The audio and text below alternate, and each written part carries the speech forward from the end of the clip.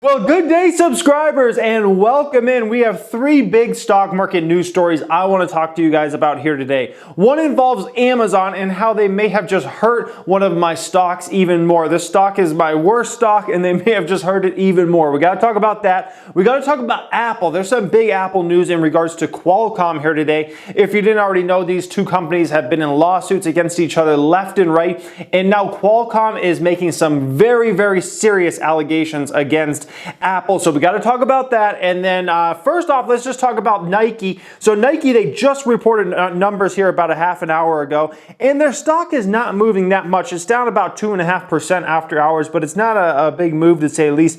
Either way, if you didn't already know, Nike's been in this big situation with the Colin Kaepernick situation where they did a huge advertisement that they have put all over the place, okay, television ads, online, everything with this ad that features Colin Kaepernick in it. It's caused a lot of controversy with the company, and so it's been in the news in a massive way, not just in the financial news.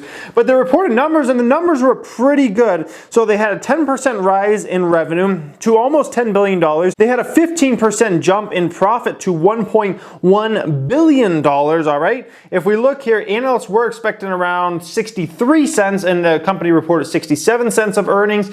Revenue came in at 9.95, so it's a very, very slight beat there with the 9.94 billion number there. The question for Nike is not really this past quarter so much as future quarters out. How much is this going to affect Nike positively or negatively? And I'm talking about the Colin Kaepernick situation. For those of you guys who do not live in the United States of America, basically, there's a huge controversy if you're a football player and you take a knee while the national anthem's playing. A lot of people find it super offensive. Some people don't care. Some people are on Kaepernick's side and say, it's freedom of speech. We have his back. So it's a big controversial issue. Nike came out and featured an ad with him on it, and it's a massive news story. This was just a massive news story a couple weeks ago. So we're going to have to see how much this affects Nike's brand over the next year or two, okay? That's how we're really going to justify it, if that was a smart move by them or a really bad business decision. Only time's going to tell, but we really need to see future quarters out, not this past quarter, because this past quarter wouldn't really be affected negatively or positively by the whole Colin Kaepernick situation at all. So we'll have to see where that comes out. Let me know if you guys have an opinion on that. I would love to hear your guys' opinion down there in that comment section. Next up here, we got to talk about Apple and Qualcomm. This is quite an ordeal, all right? Qualcomm has unveiled explosive charges against Apple, accusing it of stealing vast swaths of confidential information and trade secrets for the purpose of improving performance of chips provided by rival Intel. Qualcomm hopes the court will amend allegations in an existing lawsuit against Apple, accusing it of breaching the so-called master software agreement that Apple signed when it became a customer of Qualcomm earlier this decade. The two companies have been embroiled in direct and indirect litigation around the globe, centered around Apple's unwillingness to have its suppliers pay Qualcomm royalties it deems excessive for the iPhone, all right? So here we're looking at the latest teardowns of the newest iPhones that just came out, the iPhone XS and the iPhone XS Max. And what you will find is no Qualcomm chips. It was rumored that they weren't going to include any Qualcomm chips, and it looks just that way. If you see no Qualcomm anywhere in there, but you see a lot of Intel chips all in the same spots that Qualcomm chips used to be. This is a big deal, guys. Like this is probably the biggest litigation, situation we've had between these two companies yet. Basically, what Qualcomm's saying is they're saying what Apple did is Apple knew all the code that Qualcomm was doing. They go ahead and give that source code over to Intel, so Intel just copies it, and it's basically like stealing 101. Okay, they say we don't want to use your Qualcomm over here. Intel doesn't have as good of things as you do over here, Qualcomm. So we're just going to steal because we know everything that Qualcomm has over here. We're just going to steal this and give it to you guys so you guys could go ahead and do that for us, okay? This is a massive, massive situation here. I don't know how this is going to break down in court. It's two very powerful law organizations, obviously. Apple's probably got, the best lawyers on the planet all working for their company, right? But Qualcomm has a very strong legal team as well. Who knows how this will break down in the end, but I can tell you it's not a good look for Apple at this point in time. And the question is, it's just a mess, guys. It's a mess of a situation. There's no telling when this will ever end. It's just a big legal cost between the two companies. And, if anything, I think Apple's going to have to pay in a lot of money to Qualcomm at some point in time. And when I mean a lot of money, I mean at least in the billions of dollars, if not tens of billions of dollars. But the question is, no one knows when that is.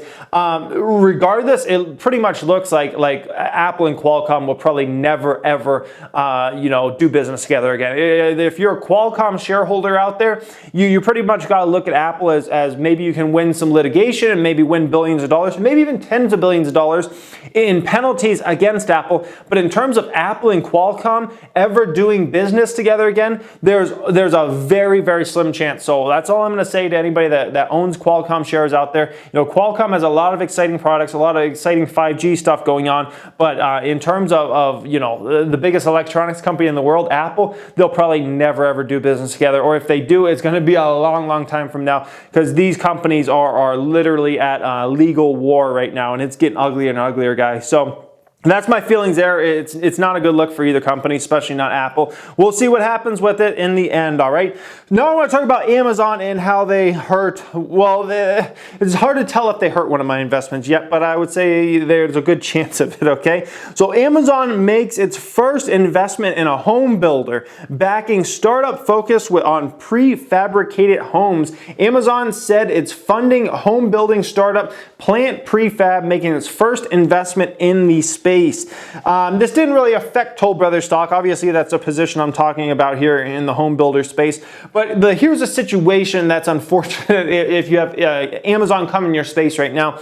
Is Amazon has this aura around it that they can just do anything and they can beat anybody at anything. That's just kind of the aura they have around the company right now. So it's just kind of another negative thing on Toll Brothers that investors could say, or short sellers or whoever could say, oh, well, Amazon, they got this prefab startup and that's going to take over the world. Is it going to affect Toll Brothers at all for at least the next 5 years? Absolutely not. Maybe someday it could, probably not even then, okay? But this is a type of, business that's so small right now. It could grow into the future, and I can almost guarantee you they're going to focus more around the $300,000 to $400,000 home bracket, the homes that are 1,500 to 2,500 square feet. And so maybe it's a competitor more to the KB Homes and the Pulte groups and some of those companies, if this company can expand. But it's going to take a long, long time for it to even get to a place, if it even takes off in a massive way. It's just a negative in sense of, they come into a new space. It's Amazon. They had that aura around them, and you saw it with FedEx. You've seen it with UPS.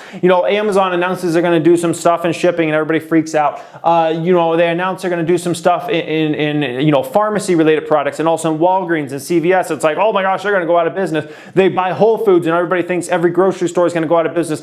Amazon just has this aura around it that if they come in your space, you're going out of business. You're going down, man. Your business is going down.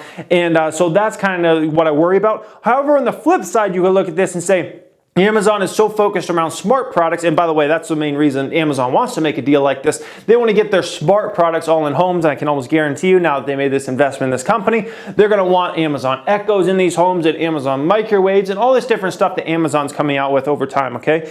But there's another way you could look at this. Toll Brothers, the highest end name in the luxury space, maybe Amazon takes a look at them and says, you know what, that would be great branding. Whole Foods represented the highest end grocery store, okay? So Amazon said, we're going to buy the highest end grocery store we possibly can. That's Whole Foods. Now you could look at, well, let's buy the highest end home builder and get our products. So it gives your products branding that they would never have otherwise, okay? If you're in Toll Brothers home, you pretty much have the highest brand. If they could have Amazon Alexa type products in a Toll Brothers home and be featured in there, it might be a smart move on Amazon. We'll have to see how all that works out, but in the end, it's just another negative thing out there that people can point at and say this or say that. And it happens with all the companies out there, unfortunately. Anytime Amazon comes in your space right now, everybody freaks out and thinks you're screwed, okay? And let's not forget when Amazon was supposed to come in the phone space and tear everything up. Remember the Fire Phone, guys? Do you remember the Fire Phone? Man, did that crash and burn, okay? Amazon is a very successful company, but just because they do one thing here and one thing there doesn't mean they're taking over the whole world, okay? So that's kind of my viewpoint there. Let me know what you guys think about any of these news stories. Apple, Amazon, Nike. I would love to hear from you guys in that comment section. If you love, keep it up with stock stock market news, make sure you follow me on Instagram. Post a lot of stock market news in my Instagram stories. Thank you for watching and have a great day.